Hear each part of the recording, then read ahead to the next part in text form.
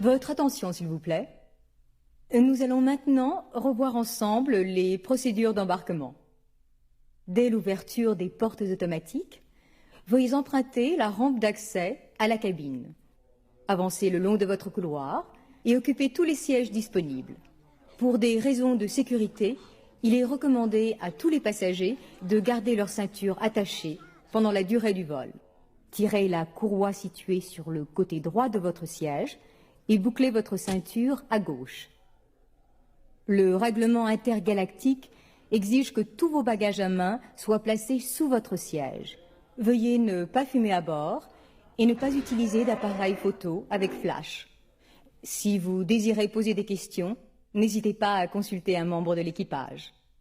Nous allons décoller dans quelques instants. Merci et bon voyage.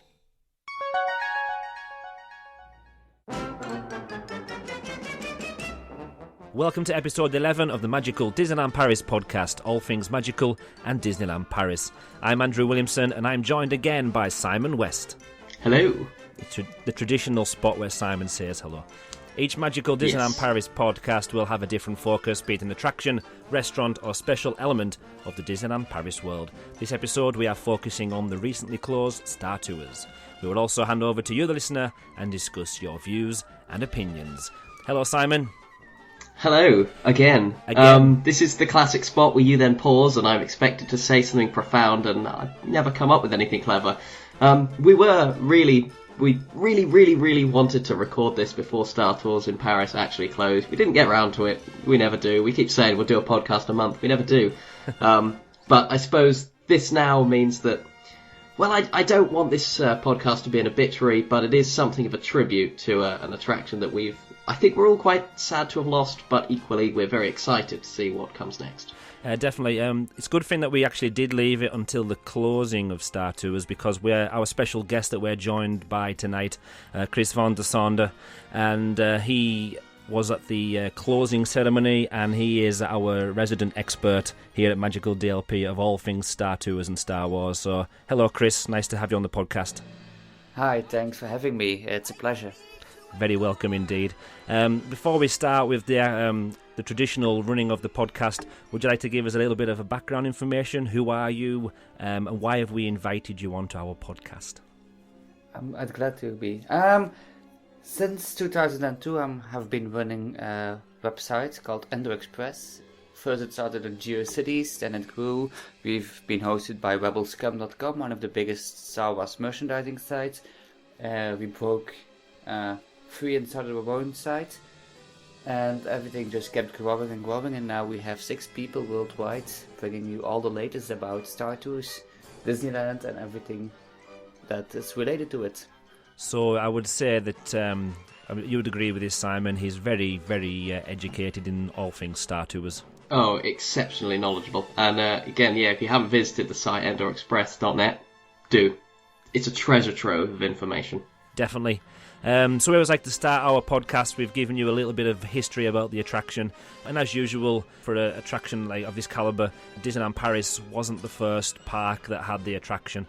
Anaheim in California opened, Star Tours opened in California in January the 9th, 1987. It then opened in Tokyo, Japan in 1989, same as Florida, which was a few months later in December in 1989, and then following the opening of Disneyland Paris on April the 12th, 1992, Star Tours was an official original attraction for Disneyland Park and Disneyland Paris.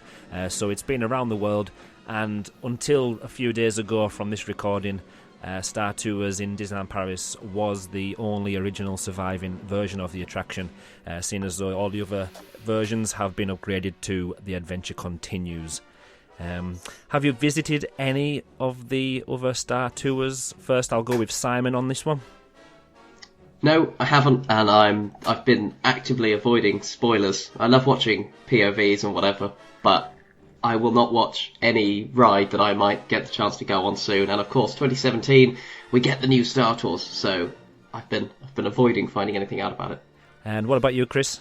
I haven't either. All my colleagues, of course, have been on them. But it's it's highly on my to-do list, and I'm sure once I enter the US park, it's the first thing I'll head to, just like I do when I'm in Paris. So make way, everybody. If Kris is in your park, he's going to be running past everything and get into Star Tours first.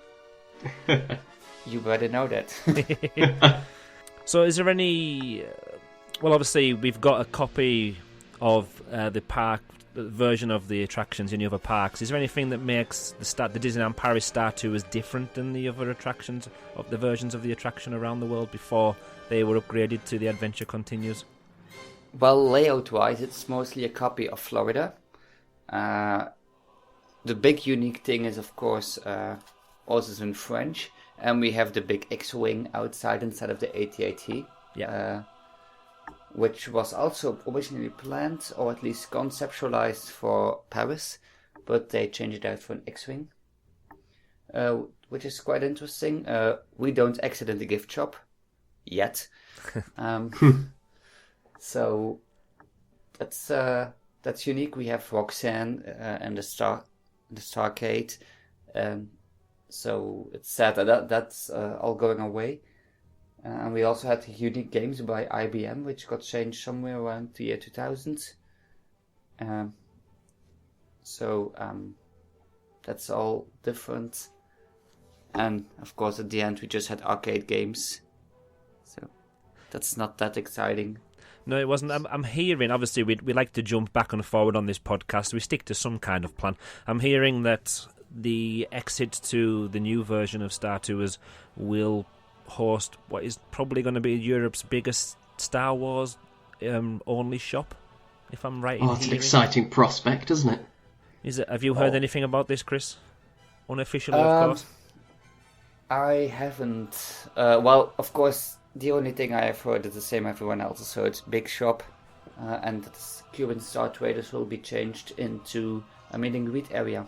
That'd be a really useful space, wouldn't it? Actually, in the in the grand scheme of things, it'd be a nice place to actually meet, especially now that Disney own outright the Lucasfilm franchise, which is Star Wars. So it would be a nice place to put them in there. Yeah, it's still complicated though because Lucasfilm is still its own identity, its own entity, just like Marvel, Pixar. So it's still very touchy about. They're very, very possessive about Star Wars. So. That hasn't changed. So they still have to go to a meeting and sign contracts and all sorts of things just to get the license. Absolutely. Yeah. So we'll move on to now discuss the actual step-by-step of the, well, I would say a current version, but the just recently closed version of Star Tours. And we'll start from the outside, because as we discuss, Simon, every single episode when we're looking at an attraction, the Imagineers put so much time and effort into planning the actual show building and what the actual attraction is going to be like in the land. And obviously this is in Discoveryland, so you've got Space Mountain there, you've got Buzz Lightyear, which some hardcore DLP fans maybe don't agree with it being in Discoveryland because of the way it looks, possibly. But what do you like about the actual show building and the outside of it, Simon? Well, I mean, the show building itself is sort of hidden away. It's underneath and behind the train station, which I have to admit I'm not a big fan of. I think it looks a bit plasticky, and that's sort of the side of Discoveryland that I don't like. What we do have, though, in Paris is that iconic X-Wing fighter. Whether that will be moved to somewhere different, there are rumours saying it might go on the roof of Star Traders or something. We don't know. That might change in 2017. But currently, well, not currently actually, they've taken it down, but a week ago, let's say, you'd walk past Space Mountain and then you'd see this gorgeous X-Wing fighter there, and you have the sort of canopies over the fast pass machines. So instead of a show building, I think we had those sort of iconic pieces there that signified Star Tours rather, I think, than the building itself. Yeah. So what about the area outside Star Tours then, Kris? What is your favourite element? Good question. Now, I really love the look of it at night, especially as Simon said, when you walk past Space Mountain and you see that big X-Wing, and you have all the flashing lights, the lights coming from Star Traders, especially when it has rained. It has this very nice dynamic of the wet concrete reflecting all of the lights. And it's like this big welcoming thing, big pile of lights being thrown at you. And of course, then you start to notice little details like the Loudon R4M9 and the X-Wing changing colors. Once you get inside of the queue, you see the big sign, Star Tours, and this is where Star Wars is living. So I really like that. It's like a great introduction to an adventure. Yeah, see, what I like about it, again, like you said, because it's not, apart from the big X-Wing and the big tall sign that's there, really, I don't think there's anything that's kind of in your face saying, this is Star Wars. Obviously, everybody knows the X-Wing, it's iconic, so everybody who's walking past will know that if they head to that, then they're going to head to the correct place if they want to ride the attraction. You mentioned there about having, probably at night time when it's lit up, and when you've got a little bit of rain on the floor, so it reflects all the different lights and different elements. The first video that you've just released of your what could I call it, your little project of your videos kind of looking back on Star Tours, that was shot in the rain, wasn't it, or just on a wet day? Because that kind of has the same effect. It was actually shot on 2 days. The first day we went was on a Saturday, which in February, which wasn't that busy, but it was still too busy for any decent audio recordings. When we went back, I shot more outside queues, which was shot at Blue Hour at the evening, at dusk, and it was raining then, so I matched all of the color grading of the other shots to the nice evening shots. So it was a wet day, and I really was happy for that, because of course it looks much more nicer on the camera. Yeah, see, a lot of people, well, probably me as well included, you initially think, you want to be on a dry day. But then when you look at it and actually think about the detail in the video that you've posted on Endor Express, like you were just describing there, the reflections in the water, in the wet concrete and on the different elements of the show building as such, it just adds to it. But luckily, it wasn't raining inside the queue area, which is what we're going to talk about next. For me, the Star Tours queue area is probably one of the most interesting queue experiences that you can have in any Disney park. Obviously, I've only been in Walt Disney Studios and Disneyland Park, but I can't think of any other attraction for the whole queue area being so immersive. Again, this time I'm going to start with Kris, but what can you just describe to me your favourite element, and then we'll go through and we'll kind of walk it through scene by scene in the queue. As soon as you walk in, you see a big star map, which originally was created for Tokyo and was then again copied for Paris, though all the text on the side was invented for Paris. So that's nice. And then you take another bend, which of course the entire dark area is meant for your eyes to adjust to the low light.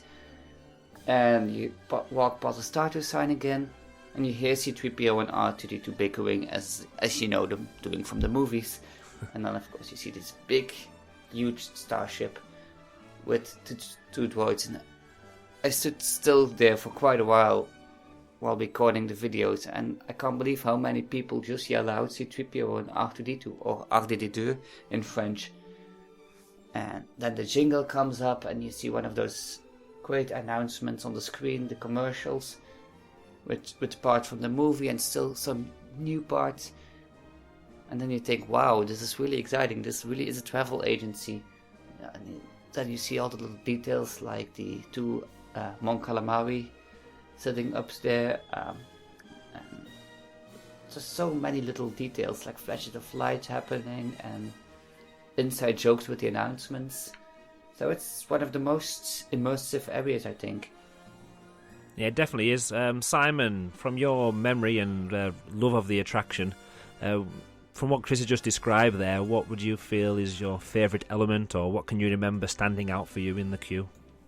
Well, certainly what Kris said I think is really important is the sort of the commercials and the announcements that you hear that really make it feel like a proper tour company that you're going with. Like Star Tours is this genuine company that you're about to board a flight that they own, and they do all the time apparently.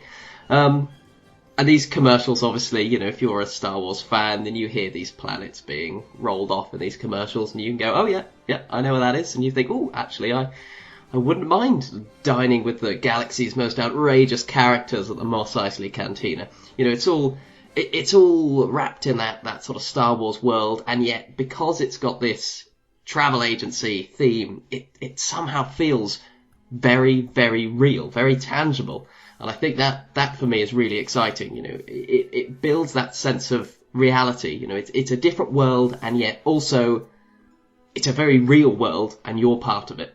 And I think for me, the queue really sets that up perfectly. And then, of course, in the next scene that I'm sure we'll talk about in just a second, you then see all the baggage being carried around on conveyor belts and whatever, just like you probably wouldn't see it at a real airport, but, you know, it's you know, one of the sort of practical sides of an airport that really, really add to the reality of this.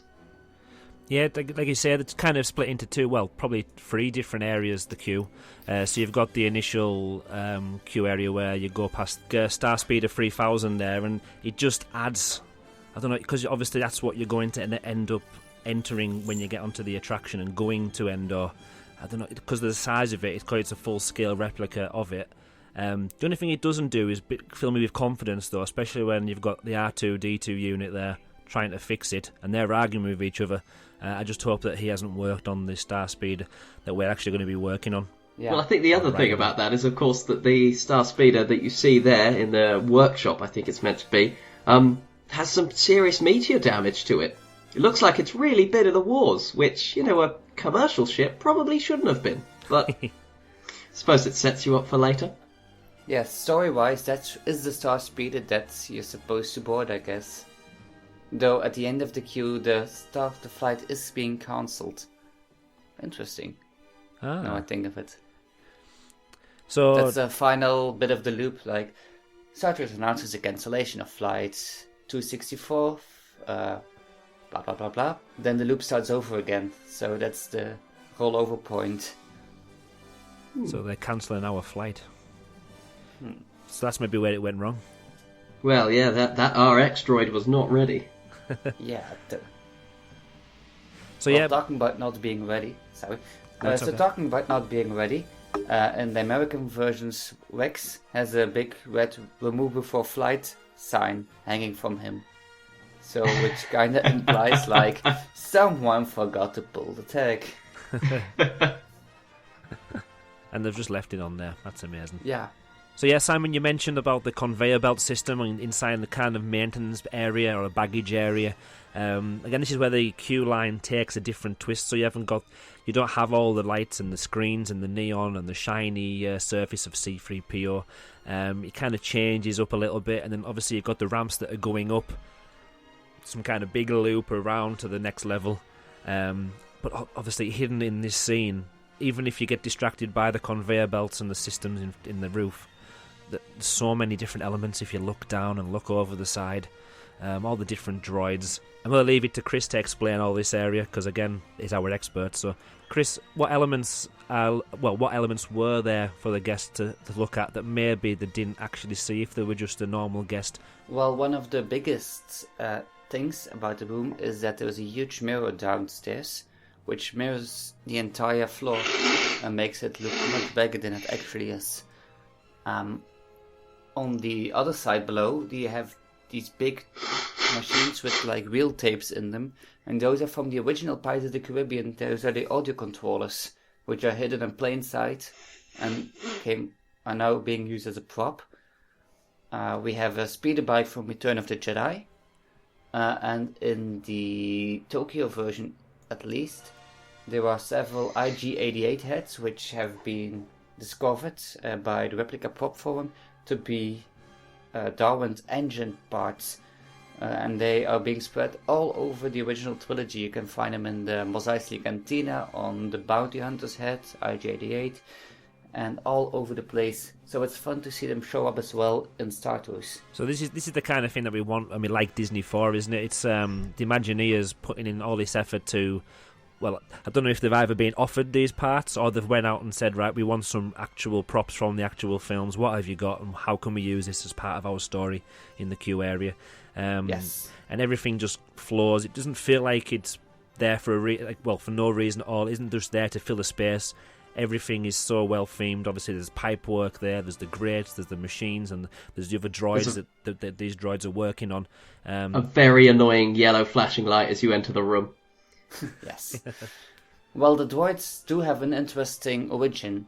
In California, for the original version, the C-3PO and R2-D2 are supposedly screen-used versions of the original trilogy props, and the G2 droids have been stripped from America Sings, and they're lovingly being called Goose droids because they used to be geese in America Sings. One night they had a very tight budget during the original Star Tours, so they just raided America Sings and turned the quartet into a duo and just stole 2 droids, stripped them of the feathers and added a head on them, and we have G240 and G290. That's an amazing story. That's the kind of thing that if we were doing this podcast without you, Kris, we wouldn't have this information. So I think that everybody listening at home should be putting maybe not, I was going to say a blank check in the envelope, maybe just a check for a couple of £, a couple of euro, and we can dish it out between us all, because this information we need to pay for, Kris, because it's just so fantastic. It's fascinating stuff. So yeah, it says about Easter eggs and stuff like that, and you mentioned the audio controllers from Pirates of the Caribbean.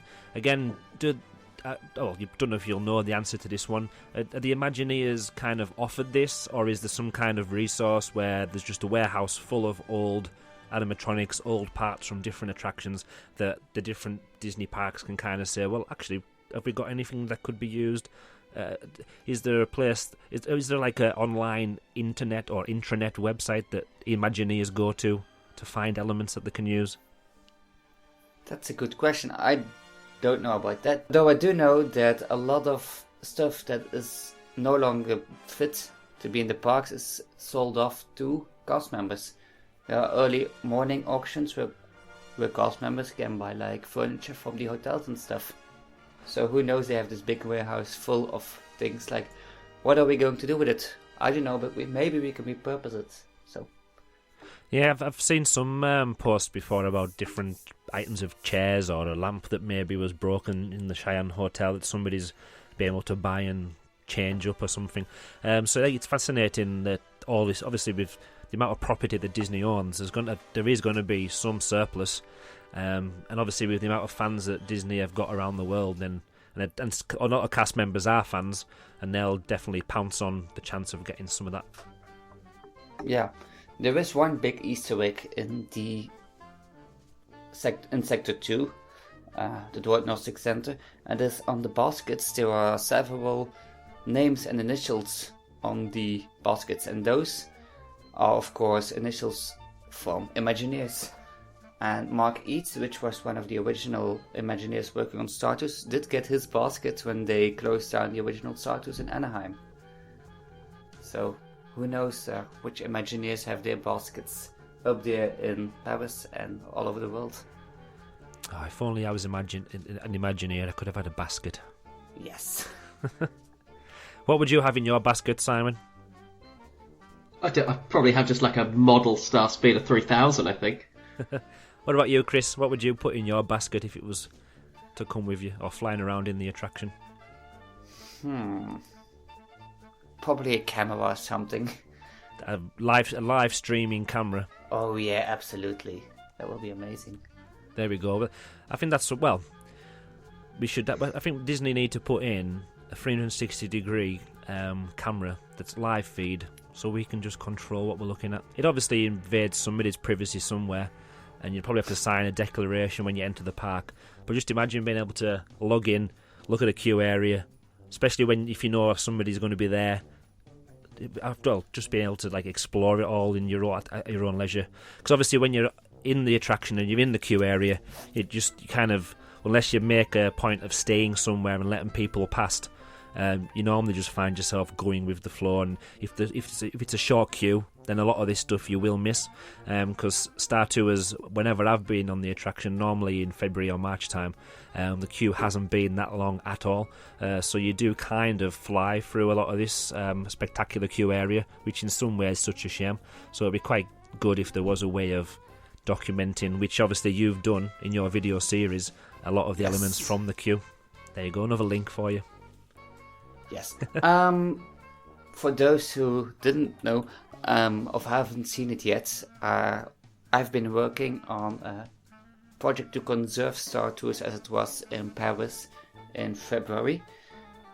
So I spent the better part of 2 days inside the queue recording loops. So because of the spiel is 10 minutes long in the first scene and 5 minutes in the second scene, and it was just to keep doing the same thing all over again. I got the idea of what if I were to shoot it like a live broadcast and edit it together, Joe. So I put my camera on C-3PO for 10 minutes, I changed it to a close-up of C-3PO for 10 minutes, and I just worked my way all the way through the area. So I had basically all day what I did was stand by my tripod, hope nobody would knock it over, and move to people like, okay, you can move along, I'm just filming here, move along. So were people quite welcoming of you, or did anybody try? Because I've tried it in school before. I'm filming like different parts of the corridors for videos for the academy that I work in, and I know it's different because it's students and they know me personally, but they sometimes want to stick their head in front of the camera just to wind you up. Did you find any guests who were wanting to get in the way or were interested in what you were doing? Only one person did it, and I heard them, they were speaking Dutch. I'm from Belgium, so I could understand them. It's like, oh, dude, it will be fun. And the daughter's like, okay. And then I just replied to them in Dutch, no, it's not fun. Why do you do that? And then it was sort of taken aback that I could speak Dutch. So, but most of the time, people were very courteous, and I was wearing a lanyard, so people did expect that I was part of the company, I guess. Yeah, so they didn't want to do anything that would harm Disney, did they? So they would leave you alone. Exactly. Yeah. So yeah, once you've went through a lot of this queue area and you've seen a map of your star speed of 3000, which is showing you how to enter and exit it, because there's lots of people who don't know how to walk in a straight line and follow simple rules. Mm-hmm. Once you get there, you're actually in the boarding area, and again, completely different to the first two scenes in the queue area, and I'm so amazed at what the actual boarding area contains again. Now, it's only since I've researched for this podcast really that I've noticed, I've noticed how many actual gates there were. Obviously 6 gates in total, because you only obviously use one at a time, and because when you're there, especially if you don't visit the parks all the time, you kind of just focus on the gate that you're sent to by the cast member. And being honest, holding my hands up, I didn't actually realise there was more than... Well, I guessed there was probably going to be 2 or 3, but I didn't realise there was that many as 6 gates that you could actually be sent to. There were indeed 6 gates, and the theoretical hourly capacity is like 2,000 guests an hour. So it's quite a high capacity ride. It definitely is. So the elements, the signs you've got there for different ports or different gates, they're numbered like you are when you're at an airport. You've got all the different signs there. You got all the different lights, and all the doors are lit up so brightly as well. The red coloured doors with all the numbers on. Again, so when you're told to go through a certain door, it makes it so obvious. And obviously each door has got a screen above it, which is going through different safety announcements. And this is where we mention our lovely French lady in our futuristic outfit. Simon, calm yourself down. Again, it's part of it. We've mentioned this before on podcasts, and some fans on Twitter and different social media forums say, why can't a lot of the stuff in the attractions be English when a lot of visitors to the park do speak English? And because us Brits are so naive, not all of us, but even though I've got a GCSE C in French, I do need the English subtitles to help me with it. But again, this is something, the health and safety video, the announcements before the attraction add another element, and it's something that Disneyland parks across the world are famous for. And this is a good one, isn't it, Simon? Oh, it certainly is. There's something really lovable about it as just sort of this old 80s retro safety video, introduction video, whatever you want to call it. I don't know what it is that I love about it. I mean, the lovable chime at the end, obviously, but there's something about it being old and from the 80s and being a bit retro that makes it more appealing. I don't know, maybe it's a bit like, oh, it's old, it's sort of a bit shaky, maybe what's about to happen is a bit old and a bit shaky and a bit dodgy, maybe, I don't know. But there's something really endearing about it as this old video, and I think I don't know, of course, but I would imagine it's going to be replaced with something modern and sharp looking, and I don't think it'll have that same effect. I agree. Yeah, I watched this just recently, obviously as part of the podcast research, and what I do love about the safety videos, for Star Tours, is the use of the characters from the Star Wars universe. So you've got different Ewoks and all sorts of different aliens that are on board, and when they announce about putting your seatbelt on and all that kind of stuff, it's actually part. Again, if you watch it, you don't notice it at the time. Again, even though it's a safety video, you're supposed to watch. Once you've watched it once before, you normally don't. Very similar to when you're on a plane, actually. A lot of people obviously have travelled a few times on a plane and they know the regulations and what should happen on a plane in an emergency. But you kind of miss out if you don't concentrate on the video, because there's so many little hidden Easter eggs. And what's your favourite part of the video, Chris? When you have the seatbelt, the God's left and your left, the alien that's looking at it, its name is Teak, and it's from the Ewok movies. For those who don't know, there were 2 TV movies made around 1986 with like a very cute little girl,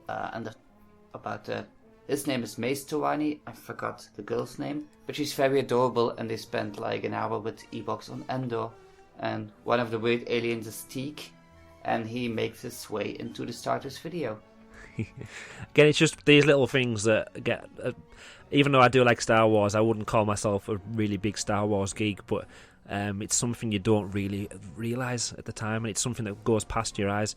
And for a lot of the guests that are there, a lot of them probably won't realise all this information, and that again amazes me how much the Imagineers concentrate and getting everything right. So if you've got the biggest, geekiest Star Wars fan there, they're going to get something from it, just as somebody who doesn't really know Star Wars, they're going to get a lot from it as well. What again, once the safety video's gone and the doors open, you then start moving on to your Star Speeder.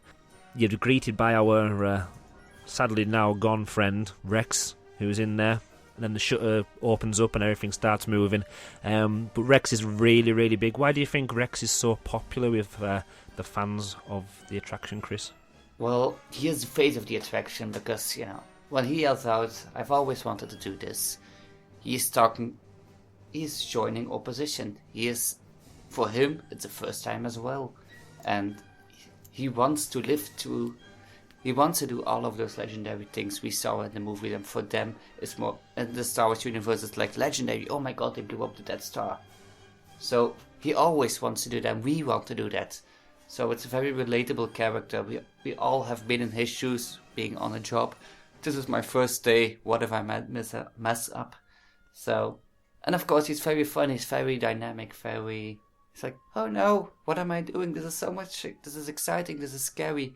Just like Star Tours isn't exciting, it's a bit scary. It's something for everyone, so I guess that makes him very fun and relatable. What about you, Simon? What is it about Rex that you like? I just love that they went to the effort, the Imagineers went to the effort of, they'd created this, the cabin of the Star Speeder, and then they thought, well, what could make it even better than having a simulator that properly is in a cabin and has the screen right there? Oh, I know. We'll have a full-on animatronic droid to pilot the damn thing right in front of you. Not just a video of a pilot, but actually an animatronic right there that spins its head around and looks at you guys and goes, "Oh, I've just driven us into a comet field. Oh, whoops, what have I done?" It's just such a cute, lovable character that's, it's just so fun, and oh, whoops, look, oh, there's the Death Star, what have I done? Whoopsie daisy. And he's right there. Rex is right there, and you could almost reach out and touch him. I love that. The level of realism is perfect. Yeah, it's good that, like you said, they could have easily got away with just having a screen. Now, there is a screen in there which has a few different aliens kind of giving little bit of messages, and your C-3PO comes up at some point during the journey. I do have some trivia about loading the Star Speeder. It takes approximately 1 minute and 5 seconds to load. The ride time itself is 4 minutes 30 seconds, and it takes 25 seconds to unload, bringing a complete operational cycle time of 6 minutes. Wow.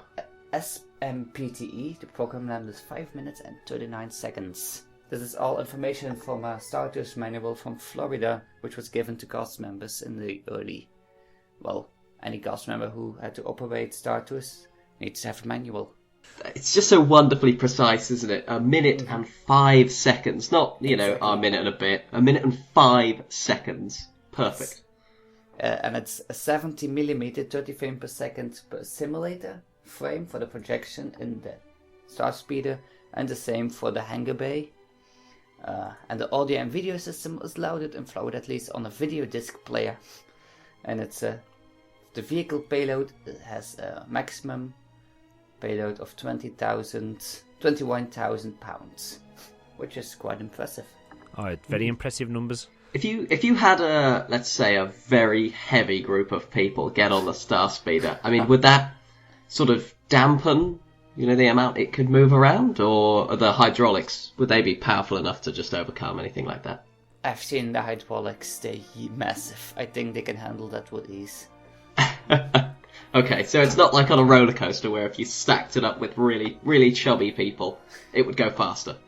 Nah, I do think... that's a shame. I do think the movements will be quite impressive with all the extra weight swinging around, because the Star Speeder does move quite a bit with the pitching and the yawning. It's very, very intense movements. Yes. Much more than most people think it is. So, have you seen because I know there's a sort of a backstage room, so to speak. Yes. Have you seen this? I have seen this. Because I've only seen videos, but I mean I certainly was incredibly amazed by how much tilting and rocking the Star Speeder actually does. Yes, it's very impressive. So I think it's the first Star Speeder, or the first or the third Star Speeder. I think it's, Gate 1. And you enter to a corridor between the two stages. Well, from the loading area to the unloading area. And there's a hallway between them and a door on the left. And then you have the big windows with curtains. And as soon as the doors are closed, they open the curtains. They turn on the work lights. And then you can see the entire movement. It's very, very impressive to see. Wow. I can hear you drooling at the other end of that thought of watching that. Well, there is one more even drool-worthy thing I have done. And each morning, when they are starting up the attraction, there will be a film check. And a film check is the complete ride without any movements. So the cast member can just stand up, walk around, check if every effect is working, and note if something is wrong, and if possible need to close that speeder or call a superior or something. And I have been able to walk around in that Star Speeder during a film check 2 times in a row. So I have some very, very nice close-up pictures of Captain Rex. I could have seen the mechanics of everything. It's one of my best and most treasured Disneyland memories. Oh wow, that is very special and unique. It is. So I didn't have any pictures of it online because it's very, very irregular for a guest to have it. But I have managed to do it, so very happy about that. Yeah. That's in the private collection. Exactly. Once we get in the Star Speeder 3000, everything's checked and everyone's ready to go. Actually, from our little discussions we've had before, Kris, you mentioned something about the safety checks on the seatbelts, and what I was talking about was obviously when you're checking your seatbelt and you're pulling on the tag, what happens, or what would I feel that when I'm pulling on the little yellow handle, that I actually do more damage to the seatbelt than if I was just to kind of fasten it in and leave it alone. So you always, obviously everyone's checking away, going clickety-clickety-click until the cast members check them. Yes. So how do they know which one's been clicked incorrectly? Is there any kind of fail-safe mechanisms on the ride vehicles? There is. When you look at the Star Speeder, you have the big screen in front of you. On the right you have the screen with Captain Rex, C-3PO, a Red Leader. And on the left you have 3 distinct boxes. All the way on the left top, it's a big black box. That's where the camera is hiding, where they can see you from the outside and in the control tower. The one below that is a decorative panel, and the one below that is a settings panel where everything can be... No, wait, correction. The second panel is the real panel. And when they open that, they see 40 LED lights. And as soon as the buckle is in it, the LED turns green. If not, I believe it turns orange or isn't lit up. So they can just see in which row a belt buckle isn't being buckled correctly. So it's also where the button for the film tickets, by the way. So it's all in that panel where they can control it from the inside. And it's something, again, because they've got so many different themed elements in the attraction vehicle, all the different lights. And you were saying that about a dummy panel. Again, someone has had to create that dummy panel so it matches the real panel, and it's just another level of detail. Whereas going to different other theme parks around the world, there would just be a white box, and you would know it was the controls for the ride. And it just kind of takes away from the attraction. So for Imagineers to put, again, so much detail into all the different elements, even the health and safety, which is the most important thing for the guests and for the park. But it still looks like it's just part of the Star Speeder. I think, Andrew, a sort of a bigger thing there about the Disney difference is that, other theme parks, when you go to a simulator attraction, you go into a room and then you'll sort of just go onto some bench or something that's on a simulator base, and there'll be a screen way ahead of you somewhere, and then there won't be any other theming around the room. You won't be in the sort of same cabin with a beautifully decked out interior and a droid and other video screens and other flashing lights and whatever. That's the difference. It's utterly everything about this attraction that's far beyond other simulator attractions that you see around the world. I mean, I was a big fan of Sea Odyssey when it was in Portaventura, but I mean, that was nothing in comparison to this. You didn't go into a cabin, you just went into this large cavernous room, and there were many different simulator bases that were just, seats on hydraulics. That's all it was. It's completely different to actually board a Star Speeder. There are actually 4 elements of a show like Star Tours, and it's for the cast members: safety, courtesy, show, and efficiency. Every one of these has to be perfect for Disney. So that wasn't in any particular order? Well, it's again from the Star Tours manual. And it's A, B, C, D. Starting with safety, then courtesy, then show, then efficiency. So as long as the show... Well, obviously the health and safety is the most important thing like that. And then, but obviously you've said there show and then efficiency. So obviously they want it to still look good when you're in the attraction. But obviously they're all important. But obviously efficiency comes last, because once you're in there, as long as it's working okay, if the next guest can't go on it in the queue, that doesn't matter, because the people on there currently are still getting the best show ever. That kind of makes sense. I was just thinking, looking at some pictures again, the simulator... Oh, this one. Go on. This one interesting quote about that. We must remember to keep this aspect of our operation in perspective, because sacrificing safety, courtesy and show for efficiency does not result in the kind of service our guests expect. There we go. That's how it should be. Yeah. The Disney way is the right way. We should all live our life to some kind of Walt Disney Bible. There's definitely a religion in there somewhere. Well, I mean, there's a Star Wars religion, so... Yeah, there is. I'm sure... Chris, are you part of the Star Wars religion? Good thing. Good question. I'm not that religious, neither in being a Jedi or anything else. But I do try to live my life like more of a Disney motto, doing the Disney difference. I work with Disney a lot as a photographer, and I know they expect the best of me, and I try to give them even better. And I try to give that to every one of my clients, and I put that in everything I do, to do something more than they expect. So I think there's a lesson in there, yes. There we go.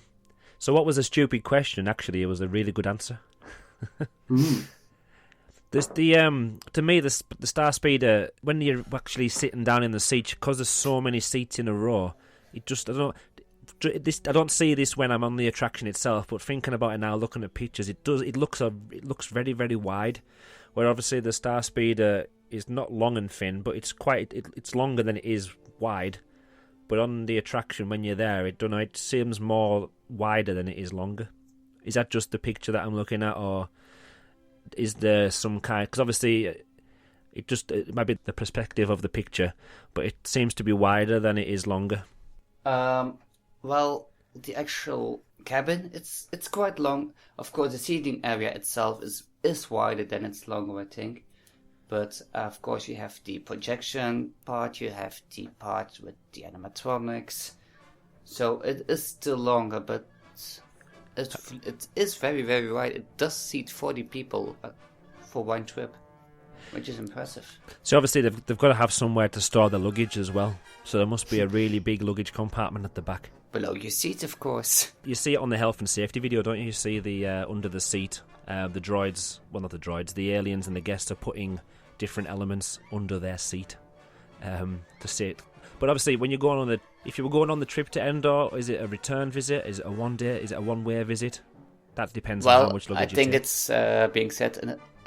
Come and spend an entire day or the afternoon with our lovable Ewoks in their charming tribal villages. So I think it's up to you.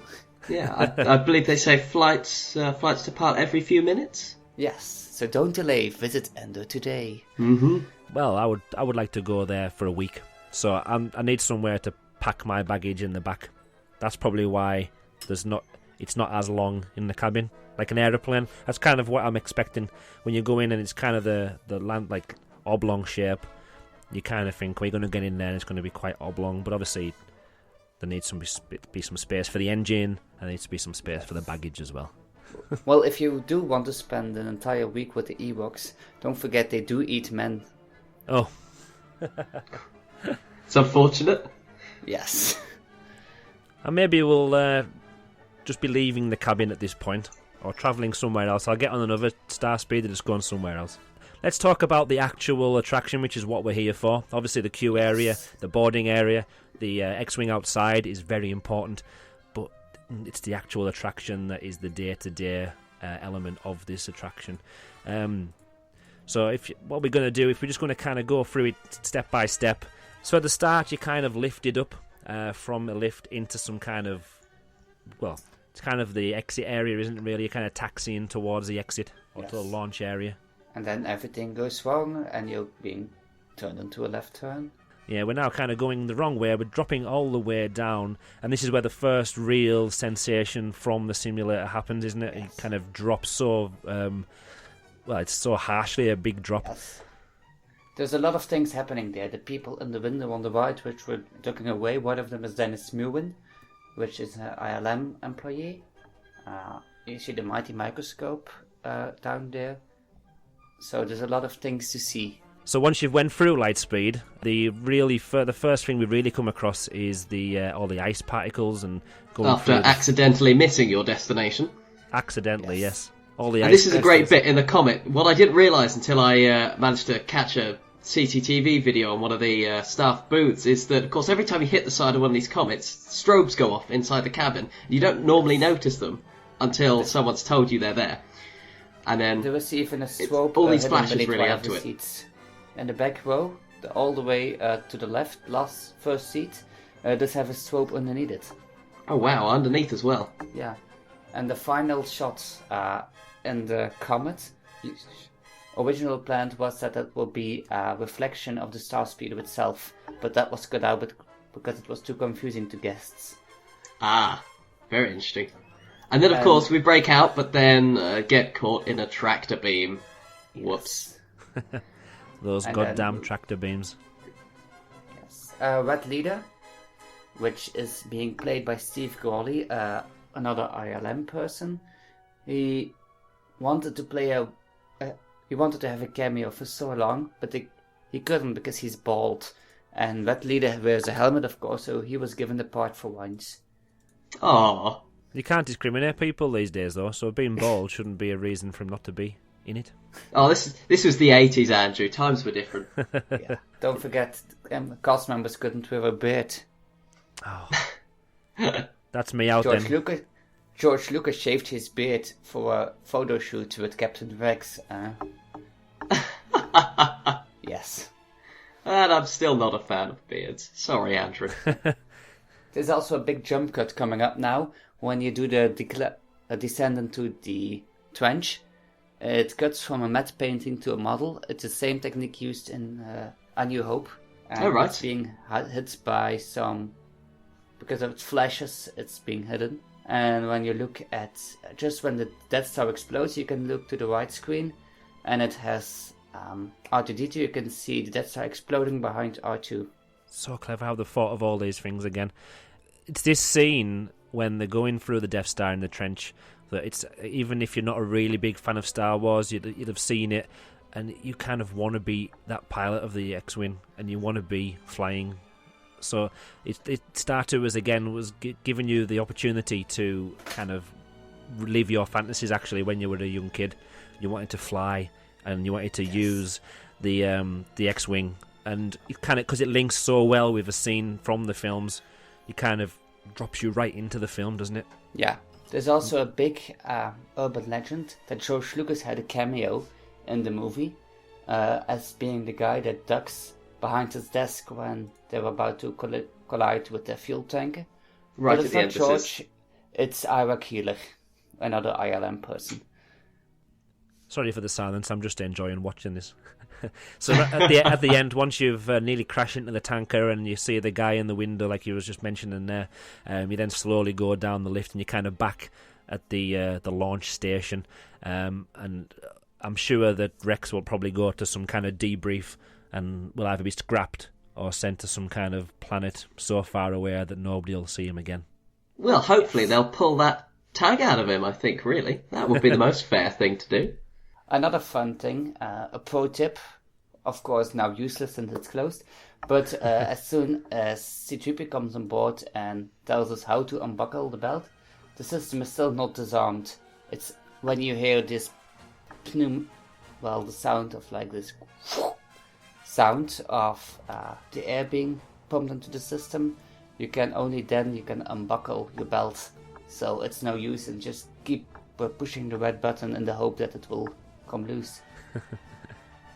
There we go. It's a shame that we can't use that top tip, but thank you very much, Chris. Yeah. Useless trivia, it's my specialty. Oh, I think I have a bit of useless trivia, actually. There we go. Go on, Simon. This is rare, and it's not in my remit, but, so when you get, Chris will probably know this already and can tell me whether it's accurate or not, but when you get caught in the tractor beam, they had to have that at that exact moment, because that was the point when the hydraulics, the cylinders, run out of compression or needed to re-energize or whatever they do. So that's why you then sort of suddenly stop and nothing happens to the cabin. It's just sort of motionless because the hydraulics needed to sort of recharge or whatever. It had to happen at that exact moment. They couldn't leave it any longer. There needed to be a moment where nothing was happening so that the simulator system itself could sort of recharge. Well, Simon, you are correct. This was revealed by Tony Baxter in the Star Wars Insider article by our staff member Alex Newborn. So, it's a cool bit of trivia indeed.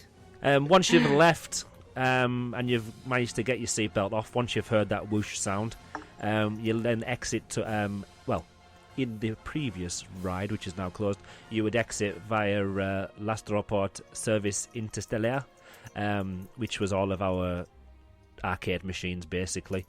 Was that empty? We haven't started discussing the closing ceremony yet, but I hear that was completely empty towards the end of the attraction. It was.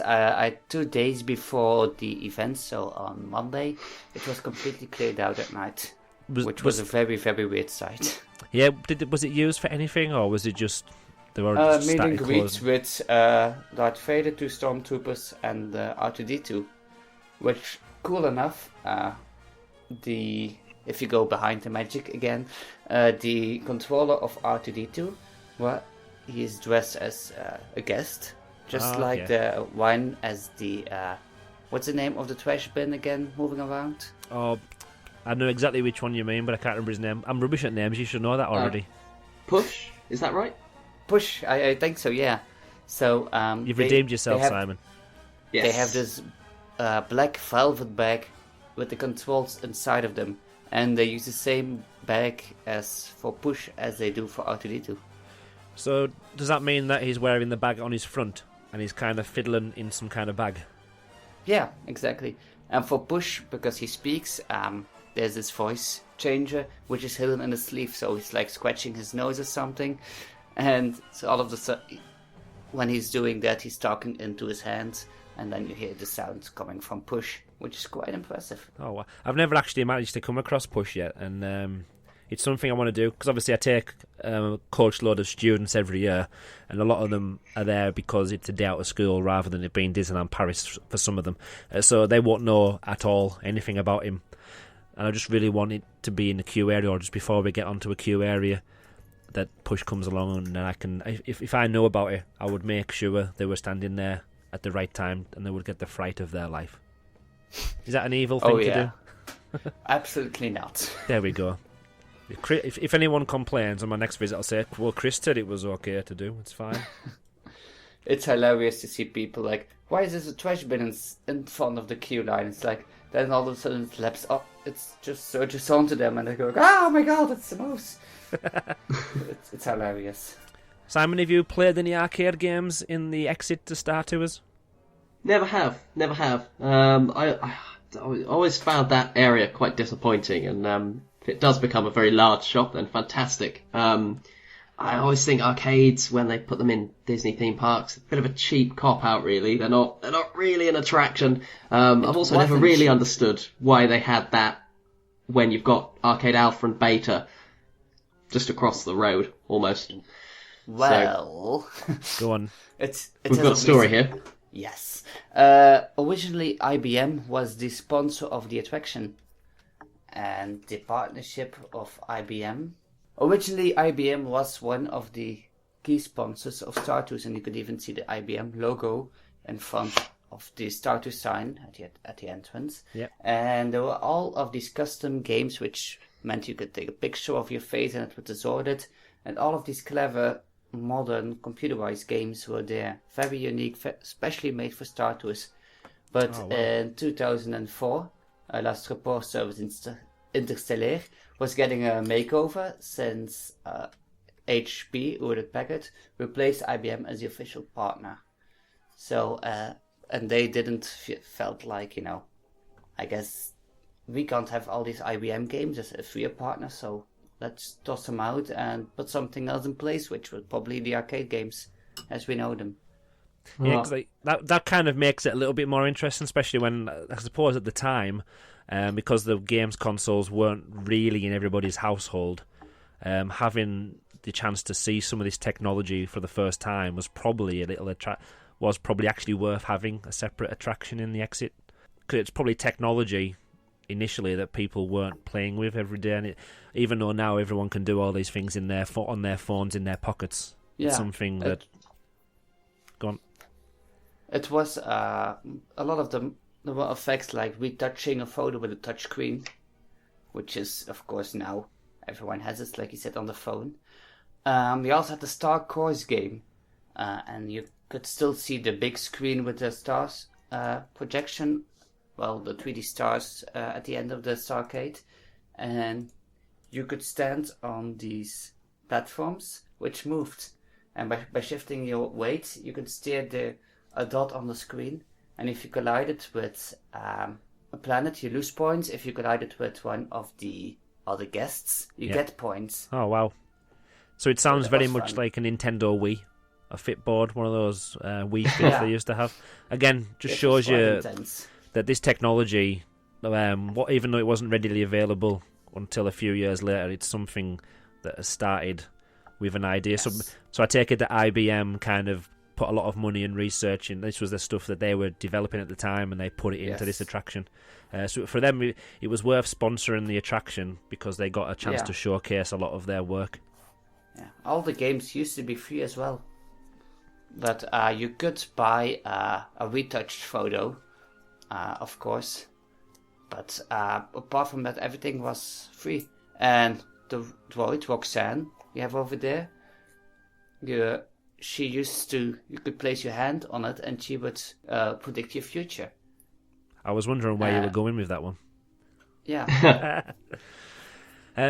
This reminds me, actually, talking about arcades, it reminds me of a venue, an attraction that used to be in Disney Village, Cyberspace Mountain, which was, I think it was actually called Disney Channel Cyberspace Mountain or something like that. Oh, and actually, it wasn't in Disney Village. Sorry, it was in the Walt Disney Studios Park, I think. Part of the television tour that used to be on, where you could walk around the Disney Channel and see them doing Disney the live Quest. broadcast. Yeah, because in Cyberspace Mountain, what they had was this kind of interactive roller coaster simulator, and it's a shame that this doesn't exist anymore, because we could have. There was basically 4 or 5 of these little mini simulators. They're kind of like red. It was like a hockey puck, but really, really big, and you could get into it. And I think 2 people could actually fit in it. Basically, what there was thinking back now, the technology was amazing. It's a shame they don't have it now. It was like a 4x3 monitor in front of you with your 2 seats, and you're strapped in like you would be on a roller coaster, and then it kind of spins round forward and backwards, and it can also rotate left and right. And then what you would do before you got into the attraction is you would program on a touchscreen again. And at the time when I'd done this in 2003, I'd never really used touchscreen before, apart from on the like information kiosks and that kind of thing. So to actually be able to touch different parts of a roller coaster and create my own 3D virtual roller coaster was amazing. And then what you would do is it would tell you whether it was a basic level, a moderate level, or like an intense level, and it prepared you for the attraction. You got into it, and it followed the simulation and the plans that you would kind of put together in the queue area.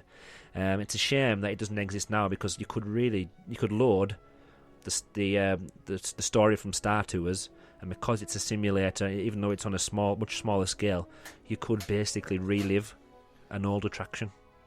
Well, I have good news for you. Oh, the creative direction was done by Ted Evans, and one of the pre-production sketches of the interface had Captain Rex in it. Ah, wow. I googled that and I saw Captain Rex, and I was quite impressed with that. So, it'd be really good if they could bring something like that back. Yeah. Especially if in arcade alpha and beta, what's probably better to use that space or it could even be in Discoveryland Theatre.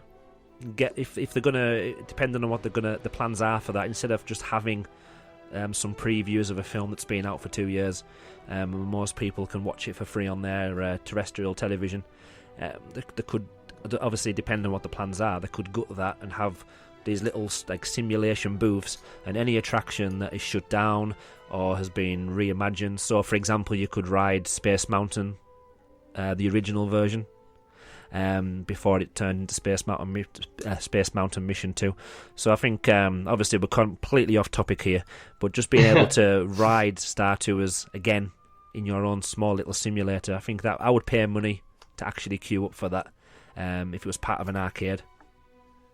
Well, to do some more off topic about the arcades, Arcade Alpha is mostly being used as the prep area to train the Jedi Padawan for the Jedi Training Academy.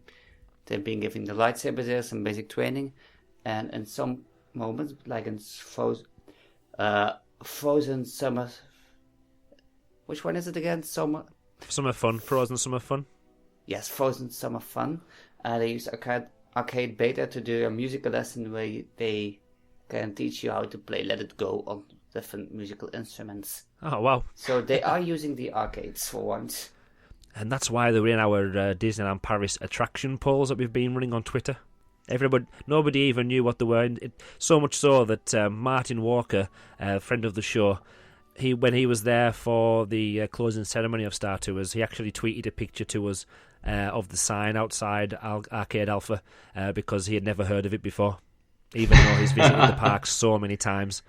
So it's amazing that they're actually starting to use it for, even if it's just for a little low-key thing like that. It's putting something that's not really used to some kind of use. Well, they are very gorgeous areas, though. Yeah. They have this railways on the side and this beautiful star map painted on the side. That's very, very, very pretty. Will they be closed? They're not closed now, though, are they? They won't be affected now you by can visit them.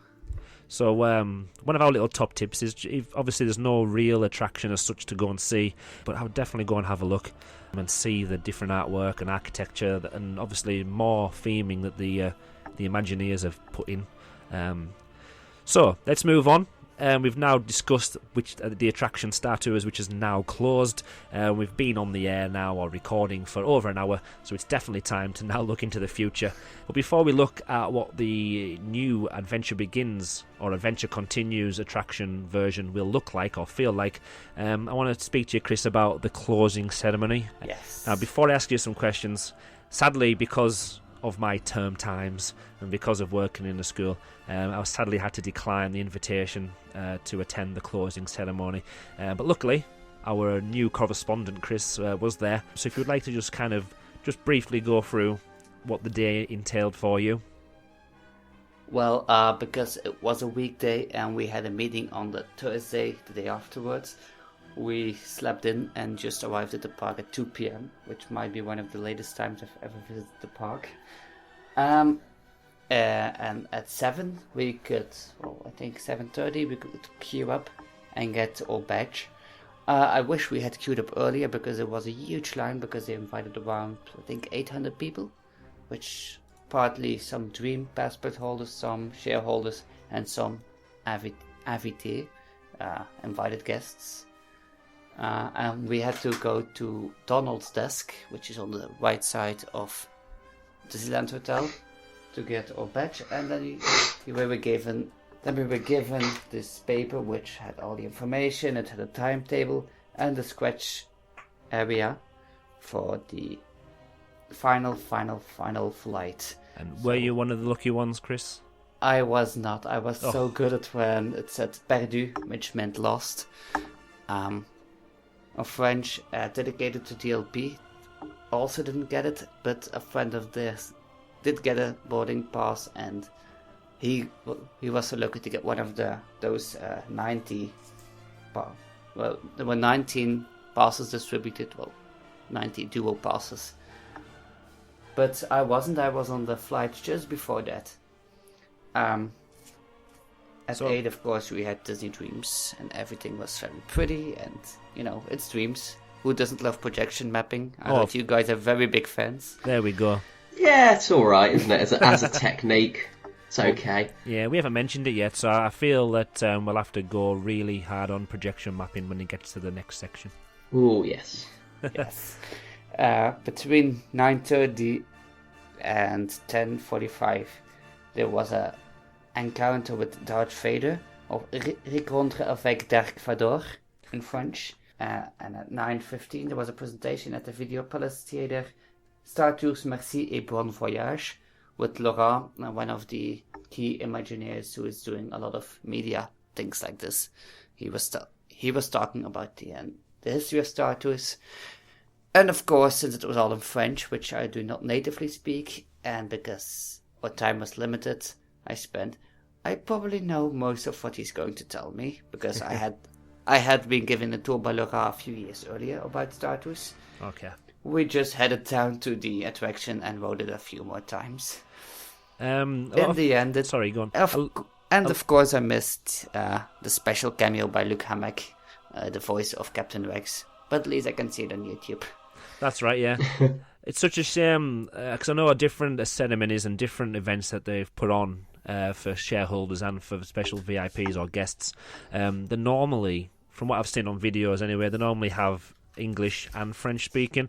Now, obviously, yes. I know it's a French park, and I know it's in France, so it's not a surprise that there was no English at all. But the fact that they did actually go out of their way to invite a lot of English-speaking fan sites and English-speaking shareholders to the event, it's just a shame that it didn't actually cater for all of the guests that were invited. Yes, I've been invited to the 50th anniversary of It's a Small World, which was a very tiny event. I think there were maybe like 25 journalists invited or something, or 30. And even that event, which also had Laurent talking about it, was in English. Oh, so. Wow. So I wonder what made them change their decision. I wonder if they must have either it was a time issue or they just couldn't find anybody that day that could speak English. Well, the ceremony in itself was already running quite long. I think it's like 10 minutes. It was very, very, very cold, so I'm glad it didn't take 20 minutes. Yeah. So in fact, it was a blessing in disguise that there was no English. Yeah, and fireworks is universal. Yeah. So, So, go on. yeah. I was going to ask, what did you feel on your last ever flight to Endor? What were the emotions that were going through your head at the time? Oh, a lot of emotions. It was a journey since 2002, which is 14 years now. And my idea was, okay, well, let's just walk very, very, very slowly through the queue. Because at 10:45 was going to be the final flight. At 10:40, I entered Star Tours, like, okay, let's go very quiet. And when the big group comes in, we'll just, hop on, and who knows? Of course, they were smarter than that and sent a cast member after the final, just before that, clearing out the entire queue. And, I was like, we have to go. She was like, yeah, sorry, move along. She did let us take her time, though. Oh, that's and, nice. It's a shame you Some couldn't. final pictures. Yeah, It's a shame you couldn't have said to them, well, I was here a few months ago and I was here all day. So can you not give me a couple of more minutes just to film some more? Or you could have used the old, do you not know who I am? Look at my lanyard. Yeah, exactly. No, I talked up to some cast members. I told them about my project. They were very enthusiastic about it, and still they could not allow me to film on Star Tours, on the attraction itself. I had to use press footage for that part of the ride because of the screens and the safety. They could not do it. I had one time ever I have been given the opportunity to shoot on Star Tours when I was invited as Endor Express to relive Star Tours in French, and which made me a very, very interesting loading process because of the loader person, a cast member. She said, no pictures, no flash, except this gentleman in the front, he's press. So they actually made a special announcement for you. Yeah, which was funny. But, yeah, final day, final ride. I think we rode Star Tours around 6 times. So, it's like kind of, you're holding your hand on the railings, like, I don't want to let go, and I want this moment to go on forever. And then you have to drag yourself away from that, and it's like, okay, let's goodbye C-3PO. Thanks for the memories. Let's move towards the next queue. And then of course you board with a few more other fans, which kind of had the same idea as I had of let's just linger on. And just before we boarded, this huge announcement came off like, this is probably your last flight, and it's mine too, which they had recorded by Luc Hamek, again the voice artist for Captain Rex in France. Wow, it's good that it's good that they actually got them to do a special recording for the closing ceremony. That's very special. Yeah, it was fun, and it was emotional because at that moment, was kind of disappointing. There were only 3-star speeders operational the entire evening and the entire day. And number 6 was the best one in quality, effects, print. It was a near perfect experience as being described by a friend of mine. And our last flight was in cabin 4, which had such bad audio mixing that you couldn't almost hear Captain Rex, only the music effects, which was quite a shame. But of course, you take what you get, and 4 minutes, 30 seconds later, you have to get up and leave the cabin. And then you go out into the cold, it's like, wow, this is actually it. No more flights to Endor, and you walk out and there's like 600 people out there waiting, all looking to Star Traders at night. And they weren't playing. At 8 p.m. they stopped the Discoveryland music, and they were playing Star Wars music all over Discoveryland. Yeah, that must have felt really weird and strange. That was very, very weird. So obviously your brain, even if you don't realise it, because obviously your subconscious is expecting the Discoveryland music, and for it to be, you always associate the visuals of Space Mountain and Star Traders with the Discoveryland music, so for it to be something else. Yeah, it's such a well-written suite of music. David Dolly did that. I've interviewed him last year, and I still have to release that interview, so you're not the only guys being late with some things. So there we go. And some but yeah, spoilers there. And that's a to be released interview. It will be released soon, I hope. But yeah, it was a very, very special moment, and then of course it sets closing procedure at 11:15, and normally in Disneyland when it says 11:15, it's 11:15. Yeah. Disney Dream starts at exactly 8 or 9 or whatever for the park, but this is the first time it was actually late in Disneyland. So I think we had to wait 10 more minutes till everyone was deboarded the Star Speeder, and everyone was ready for the queue. The cast members came out, stood in a line, and then the ceremony began. And could we safely say that it's probably because of Steve from Dedicated to DLP that he was late? If he was on the last flight. Probably. I have seen pictures of the empty Star Speeder. I've also seen him taking pictures of the cast members all lined up. And I know he's been recording a live version of the podcast from the evening, so I can imagine. And I'm going to blame Steve. It's all Steve. Yeah. Sorry, Steve, you were great. We did meet up, though, next to R2-D2. It's like, hey, that's Steve.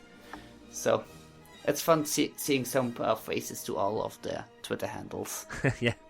Because the only person I've actually managed to meet in the park so far is Jeff from DLP Town Square. Great guy. Very good. He was actually my chauffeur for my first ever ride on Ratatouille. Oh, nice.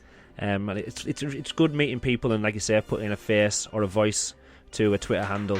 And he kind of it was good for me on Ratatouille because he explained all of the bits that were from the press weekend that he was invited to when you were there as well.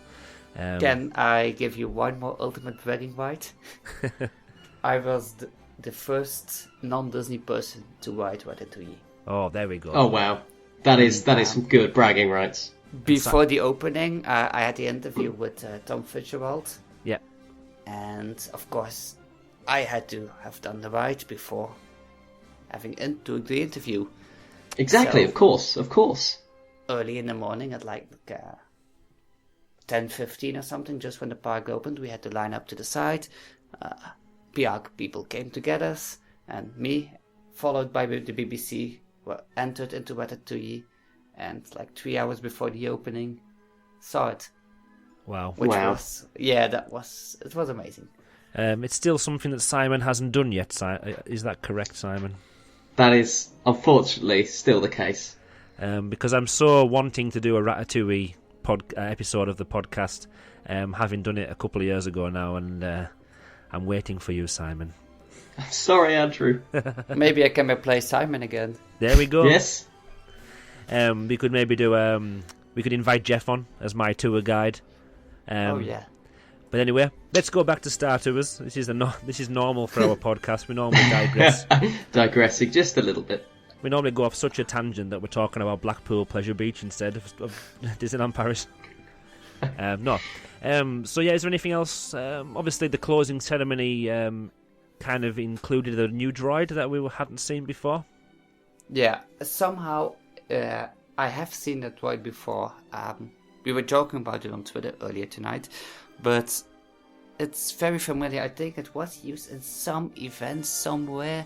I have seen pictures or video of some droids like that, but I can't remember exactly where. But I think it was something they had in stock somewhere. Yeah. So just pull it out of the crate, put it up on the Start Traders, and use that. It's quite special though, isn't it? Because you kind of nobody expected them to go to that kind. Well, some people no, absolutely not. Some people probably wanted them to maybe do a little bit more, but you really didn't expect them to put on that kind of show. Even maybe if it was a real act, like I was going to say a real actor, but a character on there, maybe some stormtroopers or something like that. That's probably what you would have expected to have happened if you were using like that. in Florida, where Boba Fett blew up Star Tours with a few grenades. So to have a droid up there, even if it was kind of already in stock and they just put him on the roof, nobody expected that to happen really, so that was quite a good little touch. Overall, how would you rate the overall closing ceremony? Bearing in mind that you want to work for Disney again. I gave it a good solid 8 too. Yeah, 8. It was great that they done something. They did go to distance. Of course, you don't want to see it close, and whatever they do, it still kind of felt like going to a funeral of a friend, and still it felt like the celebration of something amazing. Yeah. So it's very, very mixed feelings. And the day after, because at night I wrote my article, which I'm very grateful that I have a great copywriter who cleared all of my mistakes. We went to sleep at 3 a.m. at night because we still had to drive all the way back to Belgium. Wow. Yeah. And the following morning I just hit publish. And then I started editing the video, uploading that, and reliving all of those things, and then realized, wow, it was special. And I think it's one of the most emotional things I have ever done at Disneyland Paris. So the actual article on EndorExpress.net, final boarding call for the Endor Express. I remember reading it, like you say, the day after, because I've followed it along. I followed the event through Twitter, and started following some of the closing ceremony via Periscope, but sadly a cast member asked them to shut that stream down. But the images that you've included on there and the detail that you've went into, even though it realistically is quite a short article, it does cover everything. So if you haven't read the article on the Endor Express, final boarding call for the Endor Express, it's called. You can feel the emotion in the article and the images and the video that you've included. I think you've saved the best to last, in my opinion. A lot of the images, there's not many, but some of the images that are there are really, they do the attraction a really big favour. It makes the attraction look, it looks like, to me anyway, maybe somebody else will notice any flaws in the pictures, but it looks like it would have looked on day one. I have pictures of day one, well, before day one, pre-opening pictures about what is the standard for Imagineers to look back. Okay, how is this supposed to look like? And there were a lot of effects not working, like the announcement screen with the commercials wasn't working. The music for the commercials hasn't been working for years. The text going on the screen hasn't been working for years. R2-D2 is backwards in a star speeder. So there's a lot of things that are actually very, very wrong. But you can't change it, so I'm glad I went a bit earlier and have some effects at least working in my video. So yeah, but like I mentioned just a minute ago, the Periscope feed was cut down. Obviously, a lot of people were, you included, Kris, were able to film the closing ceremony and film what happened. It was a shame for the fans watching at home that couldn't make it, that the Periscope feed was cut down. Were you aware of this at the time? Was there any messages or announcements made? Absolutely not. I do have a theory, because when we were walking home after the ceremony, they closed down a lot of paths, so we had to pass by the Orbitron, walk onto the main street, and immediately turn left past Plaza Gardens into Discovery Arcade. And in Discovery Arcade I noticed several cast members wearing the same 20th anniversary name tag. I think it was Vincent or something, which really struck. I see those details as a photographer, but it struck me as very odd.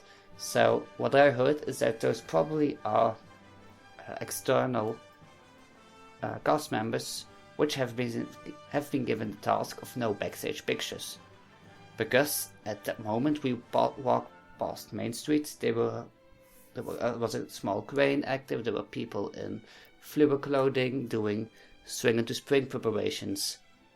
So it was like those videos Disneyland Paris sometimes post about how they are creating Christmas or Halloween or swing into spring.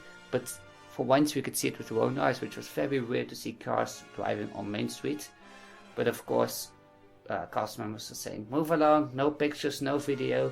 So I think someone just misunderstood it and went to the Periscope guys. It's like, no pictures, because everyone else was taking pictures and video, and so it's probably just like a big misunderstanding. But I don't think Disneyland Paris is cutting down on live streaming. That's good, because I'm hoping that it's something that they actually get into more often. Because I don't know about you, Simon, but not having the privilege of being on mainland Europe, so we can't travel across or drive for a few hours. Because for me personally, it takes me 2 to 3 hours driving to get to my local airport, which then takes a few hours to get on the plane, which then takes a few hours in the air. So but it does normally take me a good half or nearly a full day to travel to Disneyland Paris. So having a live stream of people in the park, whether it's fans or in the future, hopefully Disneyland Paris will do this as well. Just kind of keeps the connection going, so you feel like you're there. Pictures, even though obviously that's your profession, pictures do tell a lot of the story, but sometimes even if the quality is not so good on a live stream, you feel like you're there a little bit more, because I don't know, it feels like you're seeing it through their eyes, so to speak. Yeah, video is such an important thing these days. So that's why I filmed the ceremony as well. To be fair, I didn't had a tripod with me because last time some security people were overzealous and didn't allow me to bring a tripod into the parks, and were pointing at the selfie stick rule, because obviously it's not a selfie stick, but it's at their discretion, and no is no, and so we had to leave it in the car. Yeah. So I used this time I didn't even bother to bring a tripod, and I used a brick of Space Mountain on the side. Put my camera against that, and my wallet kept the lens pointed up, and just hit record, and it works. No tripod, my problem. So I think it's time to go over to what the next version of Star Tours is going to bring.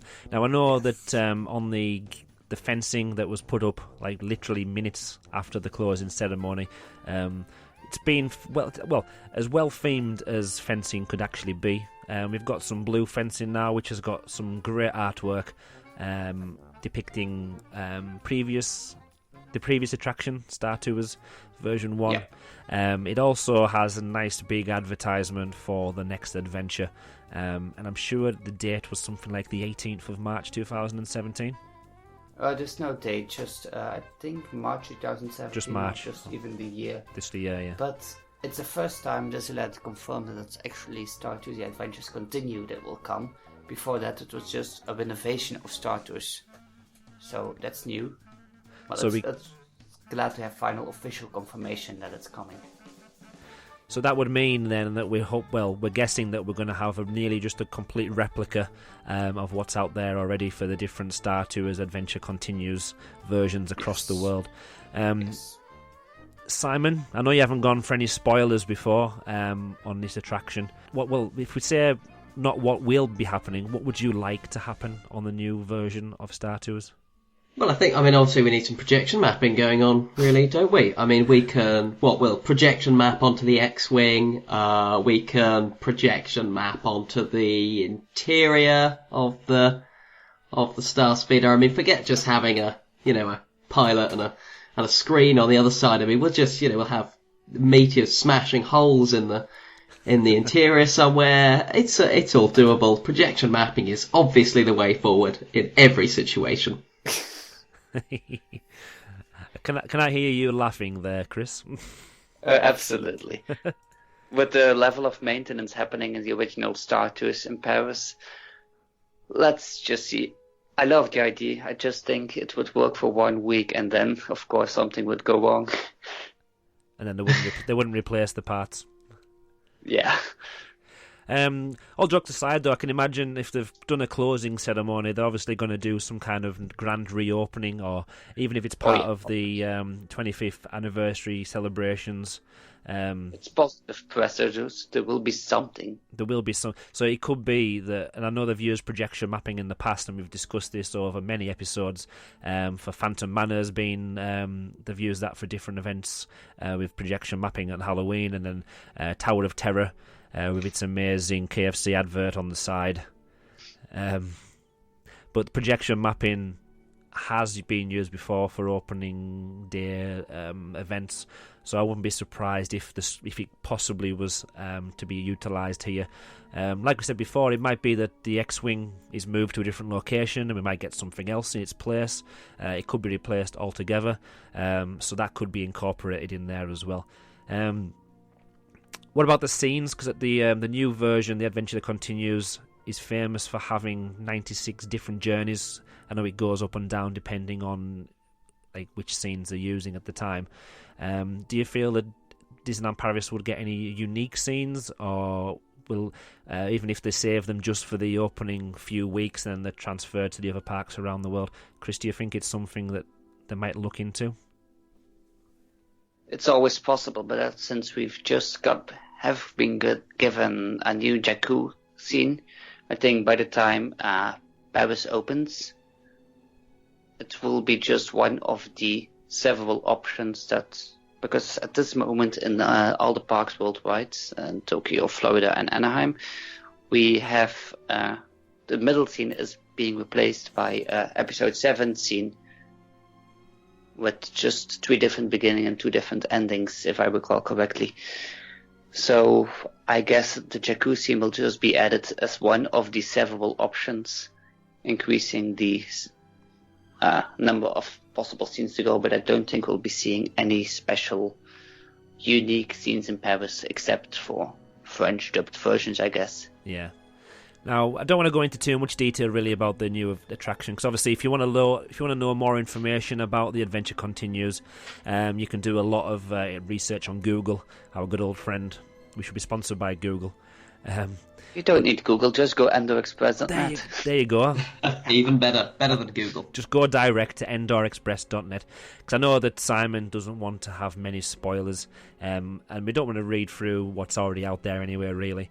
One interesting bit is the fact that in the new version, and again, I apologise, Simon, if it's a big spoiler for you, but they've kind of added some extra interaction onto the ride, haven't they, Kris? Yes, exactly. If you want to just explain that just briefly so it doesn't spoil it too much. Well, it probably is a big spoiler. Well, the Empire is after the Star Speeder we're on, and it's because a rebel spy has added something, like secret plans or something, and one of the guests in the Star Speeder will be chosen as that rebel spy and will be shown on the screen as well, which is quite an interesting thing. So I wonder where about. Obviously, you haven't ridden the attraction, have you? The newer version. So, do you know when the picture is taken? Is it? I have no idea when it's taken, but it's randomized as far as I heard, and sometimes there will be no guest chosen, and there will be a random picture on there as well. Okay.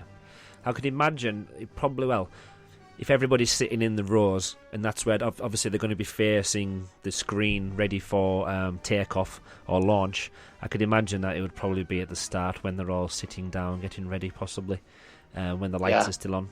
So obviously most people will be looking towards the screen, whereas if it was in the queue area or in the loading bays, people are going to be standing all sorts of directions. But again, it's kind of, it shows how things have moved on with the times. Originally in the 90s, or in the 80s, when this was initially brought to life in America, the technology probably wasn't good enough at the time to be able to add randomized pictures of guests to put them in the story, even if that was something they wanted to do. So it shows again how the Imagineers are using technology that's available to them now when they updated the attraction. The original Star Tours has a film projection. It isn't like a digital screen. Yeah, it's a film reel being moved each time. Like it's a 70mm negative print. Well, not a negative, a positive print that is being hit in the back of the Star Speeder and is being replayed every other time. So it's not even like a digital projection. It's all just analog film. So yeah, it has to be the same.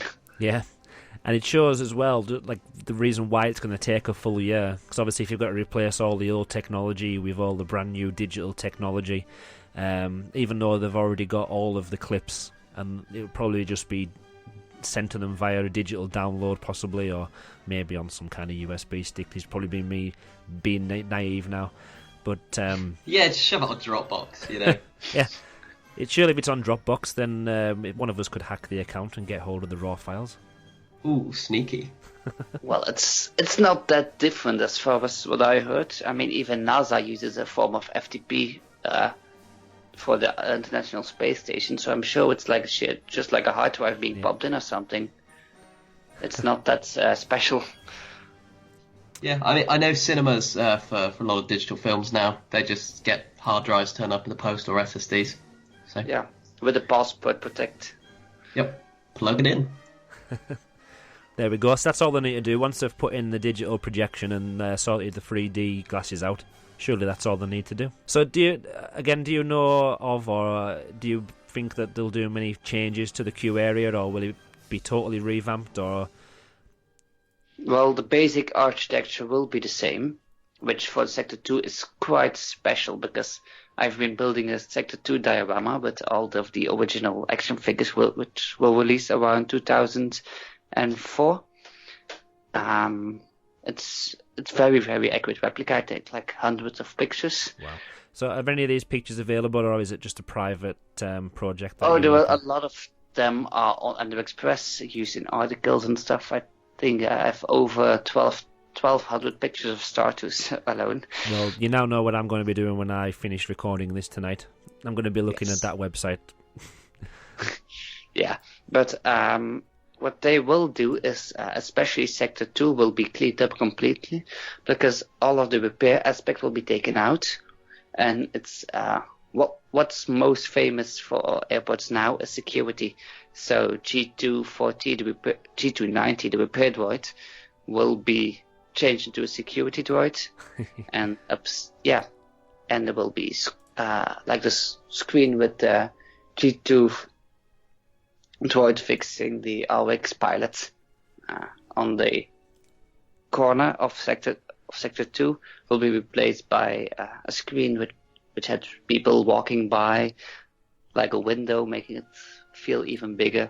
So everything will look very, very new and shiny, which I think is the worst thing about Star Tours: The Adventures Continue, is that we're losing the 80s aesthetic. Everything, it's like a prequel and everything looks shiny and new, and there will be even some cameos by some old friends, which I won't spoil for Simon. No, don't spoil it. Thank you. That's something you do wish for, though, isn't it? You hope that they do kind of have a throwback to the original attraction and the original trilogy of Star Wars as well, just so you don't take everything out from it. And I think Disney are quite good at doing that. They're quite good at having the little link back to the original.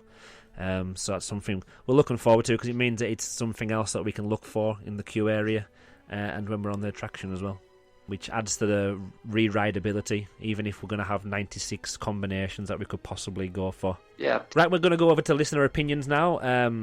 This time, Cafe Fantasia has emailed us, not surprisingly, but this time it's a lot of information, a lot of facts. Now, a lot of these are really interesting, and some of the bits we've mentioned already, but what I'm going to do is I'm going to link to these on our website. I'm going to put them down as official show notes. It's probably the first time we've used show notes ever on a podcast episode. I'm going to read a couple out for you, because they are really interesting. It says the flight simulators used in Star Tours were built by Rediffusion, a company based near Gatwick Airport in West Sussex, founded in 1946. The simulation business was eventually sold to a Texas company, but like I said before, those simulators are used at a military grade simulator, so it isn't like they've just went to a roller coaster build or theme park attraction company and said, right, we want a simulator for this. They have actually managed to source and work with companies that are producing like military grade materials and equipment. So it shows they're looking for the best of the best, and they want to make sure that they can have the attraction matching making sure it felt like what a Star Speeder 3000 would actually feel like. It goes on to say the original Star Tours at Disneyland cost $32 million, which was almost twice the cost of the building of the whole of Disneyland Park, or the whole of Disneyland, in 1955, which was $17 million. So it just goes to show Disney were investing at the time a lot of money on this new attraction. There's one there which is an interesting link between Star Tours and The Big Bang Theory, a show that I do like to watch every now and then. It says the Droid Rooms track heard in the queue was by composer Richard Bellis, and he attempted created something that sounded similar to 1982 Thomas Dolby hit She Blinded Me with Science. The original theme song for The Big Bang Theory was She Blinded Me with Science, obviously now replaced with the Bare Naked Ladies. Right, over to Jeff, DLP Town Square. We're going to read his email out. It's not as long as usual. It's only just about a full A4 sheet of paper, but it's very good. It's full of information. So my name is Jeff, and I run a website called DLP OK. He's just messing. Way back in 1999, on his first trip to Disneyland Paris, he was blown away by Star Tours. He still is, just to a lesser extent these days. Obviously, it's now closed. Whereas most Disneyland Paris rides remove you from that real world for a few moments, Star Tours makes you part of a different world. He goes on to explain, in Pirates and Phantom Manor, you take on the role of an observer, whereas in Big Thunder Mountain, takes you on a ride. The castle is still visible. You are still in that Disney park. Star Tours excels at making you the part of the story. You feel like you're going on that trip to Endor. The queue line feels somewhat like an airport with a various and very iconic announcement noises. When you first went on, you often queued the entire queue, including the outdoor section, something I didn't even know existed really, because I've never queued in the outdoor section before. Now you previously only used the final room, which is a shame. The room with C-3PO and Admiral Akbar is probably one of the best in the resort. The entire queue is entertaining. It really does take the Disney ethos of making the queue to be part of the attraction and run with it. It's great fun. Next, his favourite part of the ride is the retro 80s or 90s safety video. It does look dated, but isn't Star Wars supposed to be set a long time ago? It's a fun safety video with lots of visual gags with Chewbacca and Ewoks. The old camera when being reminded not to use flash a particular highlight. Bit of a museum piece as well, probably now. The ride itself is fantastic. The sensation of going at light speed is one that he absolutely loves, and the Death Star battle was a childhood dream coming true. The entire experience feels plausible, and that's where it excels over all other Disney attractions. It's a plausible experience that could happen if you inhabited the Star Wars universe. He doesn't think there's another ride that places you in that situation in the resort as successfully. The downside, if there has to be one, for someone that has just travelled to Endor, there's no hint of it upon exit. Is it so hard to create a jungle paradise? Come on, Disney, that's just lazy. In short, Star Tours, I'll miss you. Our trips to Endor were great fun. At least there's only a year until we get back on that Star Speeder again. Well, Jeff is wrong, isn't he? About, we don't go to Endor, we return back to Earth because everything went wrong. That's the whole thing about the attraction. No? Sorry, Jeff. I have to say, actually, I did always wonder whether that port that we end up in was actually Endor, or whether it was meant to be just sort of the home returned port. I did always wonder that. Is that sort of left ambiguous, perhaps? It's the same port. Interesting. It does look the same. Would they have the same technology? Would they have the same architecture on a different planet, if you will? And why would you want to land in at the port that looked like that, possibly, if you were on the tour? I don't know. I can see where you're coming from, Simon. But then again... Because I suppose the other thing is, it just sort of looks like it's just randomly floating in space. I don't know whether I'm missing something. It just always felt like I was docking in some sort of spaceport still. So I just sort of assumed, I don't know, maybe it's a spaceport above Endor, and then you get off that and then get on another little shuttle that'll take you down to the forest moon. An even smaller shuttle then. Yeah. No, it's supposed to be the same airport. Which is what kind of bugs me most about The Adventures Continue, is that you land on Coruscant or you land on other locations, and then all of a sudden you're back to Earth again. While with Star Tours, you depart from Earth and you're being returned to Earth. So that's a bit weird. Yeah, but like I suppose Space Mountain, you don't depart in the supernova, do you? True, but Space Mountain is weird. Is there potential here that obviously the American parks are getting Star Wars Land, and because of the location of where Star Tours is in Disneyland Park, is there a potential there that you could actually make the guests actually exit when you get to a certain location? Absolutely. There's a lot of empty space behind Star Tours. There used to be the pavilion, which was a VIP area that companies could rent, and Disneyland Paris itself used for events like the fashion show for the 20th anniversary extended event, and the dinner afterwards, or the premiere of Wreck-It Ralph on one of the at the Christmas event of 2012. So that has been torn down. And the funny thing is, to enter that the pavilion, you had to enter Star Tours, went in the fast pass lane, and instead of going up the stairs next to C-3PO, well, not next to C-3PO, next to the Mon Calamari, you had to go left to the doors, and then you went to a small hallway and you went into the tent. So that area has been cleared completely. There's a big parking lot behind the station. You have, of course, the Captain EO's theater, which is kind of not being used now. The Pizza Planet, I haven't ever seen it open. So that's all it's a lot of space they could repurpose into one big Star Wars land, which make it unique. And of course, like the Hogwarts Express in Orlando, Florida, you enter the Hogwarts Express and you enter an entire other park. It would be amazing to have that as well here.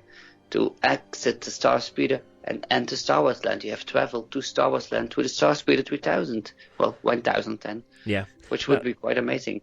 That would be incredible. However, Andrew, we've missed the obvious thing here. Go on. Projection map just down the corridor. So when a Star Speeder lands, just shove in a different projection mapping down the corridor. Bit cheap, but there you are. Now, you've arrived. If there's different endings, do they all have the same ending, or are there random endings as well on the adventure? Different destinations, isn't it? Yeah. Random. There are random destinations. So, one of them is on Coruscant. One is I believe, on a starship. So then you just project map Coruscant on the walls, Naboo, Tatooine, wherever you want to go. Yeah, because if they were to build Star Wars Land, and that would be the place they would put it, and you're saying the exit... And I really hope they do. If they were to exit the Star Tours queue, once they've been on the attraction, then again you would have to have the end of the attraction the same every single time to make the story continue. Or like Jeff said, well, not Jeff, I called you Jeff then. Like Simon's just said, you would need something that kind of managed to program with the attraction. But then if you've got 6 different Star Speeders, and each one will be completely random, you're never going to be able to control which guests are seeing which part of it, so it gets very confusing and very complicated. If you were going to tailor every exit to each Star Speeder, it would get very confusing. I'm sure there's a logistical way of working something clever out. Possibly could be linked in with the Magic Band. Different pathways going on. Yeah. Light up a different pathway. You just could have move some electric barriers, just guide people. Oh no, you go down this pathway. Okay, you lot go down here. You could have a different exit from each Star Speeder, I suppose, couldn't you? Like I say, you don't exit all in the same room. You exit down your own individual one, and the random part is also still part of the exit as well as being part of the footage on the screen. That will make it even more confusing than the exit of it's in there. The elevator way, Tower of Terror. They were on the event of Ratatouille, the launch event. Tower of Terror was open for the VIP guests. Yeah. And I have never done Tower of Terror before. And the very first time I've ever done Tower of Terror was that night, and I was all by myself. Oh, crikey.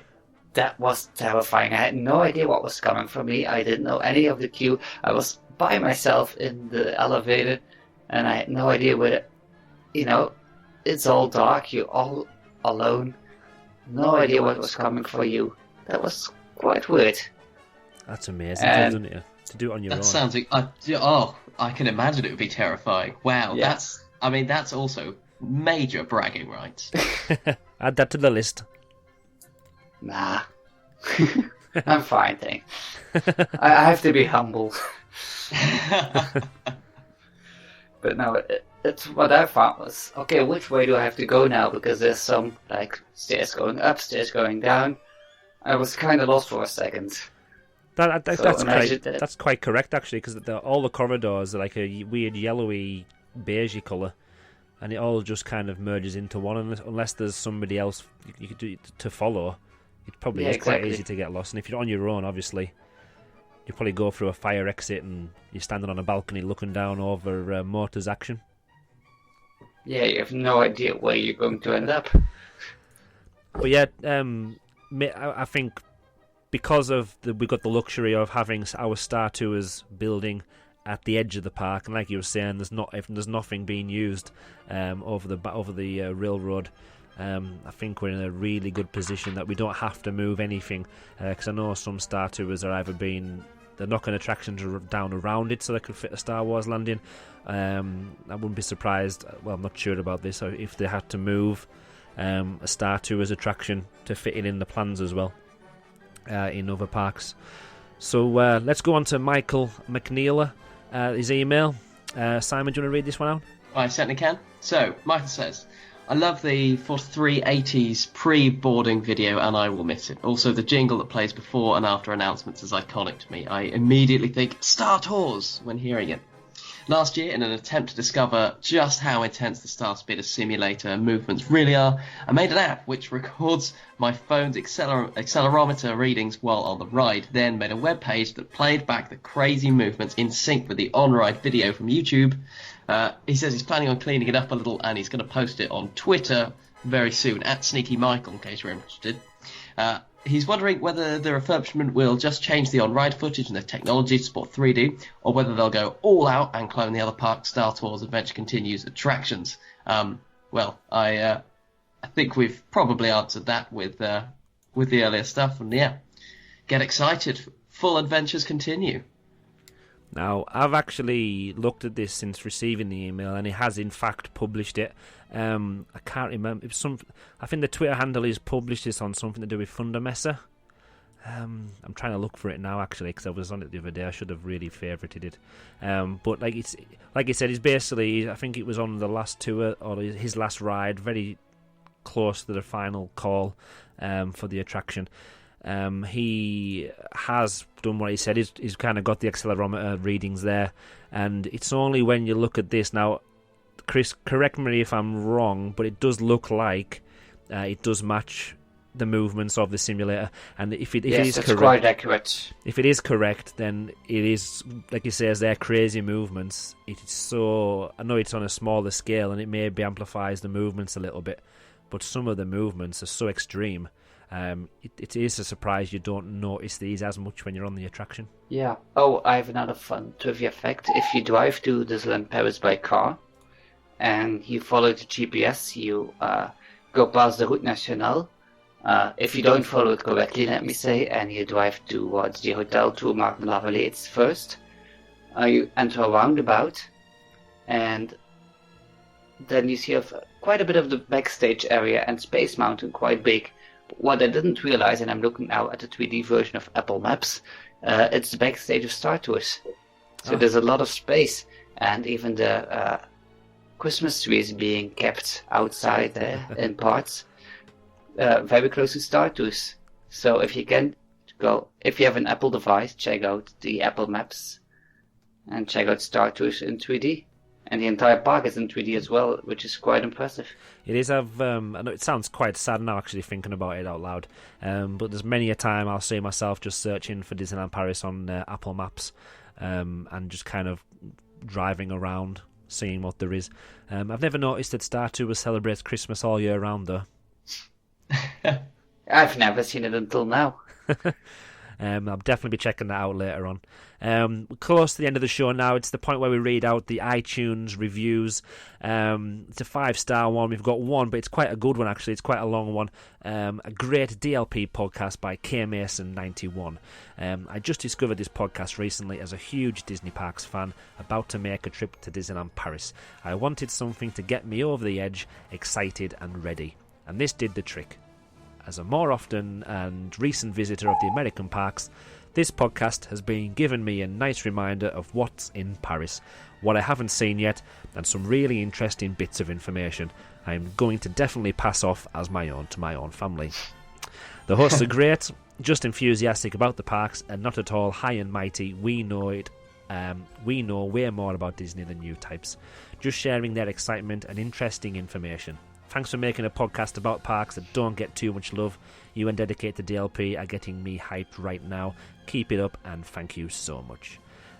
Sadly, I don't think they're going to get much information out of us this time. Obviously, we've got loads of information, loads of interest and facts about Star Tours, but it's something they're not going to actually be able to use, as it's going to be closed probably when they're on their visit. True.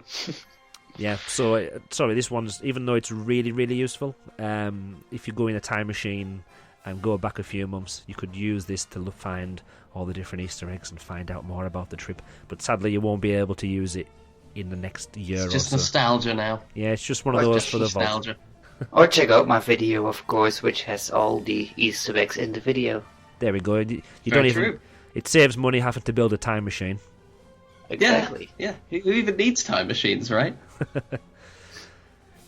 So yeah, it's this point I just want to, before we sign off, before we explain what's happening in our next episode, Kris, I'm going to give you the opportunity just to explain what you're doing related to Star Tours now that the ride and the attraction has now closed.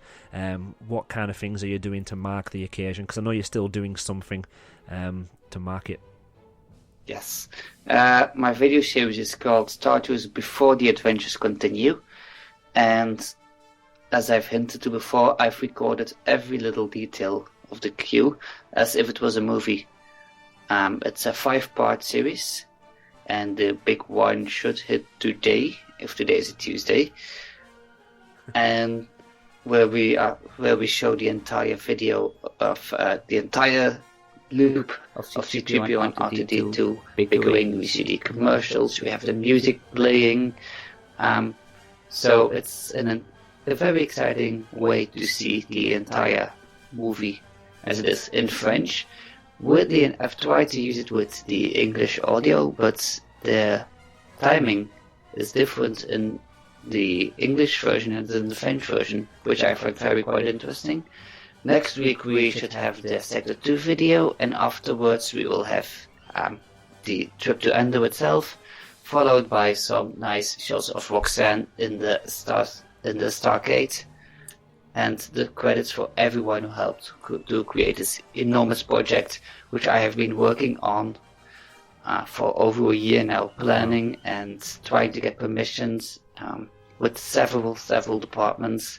So a big thanks as well to Disney Belgium for helping me out quite a bit, to the people at Disneyland Paris, Matthias for the communication department, and of course everyone like David who works at Disney Imagineering, for his knowledge. So we went through unbelievable amounts of research, even getting in touch with the lead Imagineering people of which is the official name for Scene 1 with C-3PO and R2-D2. There isn't.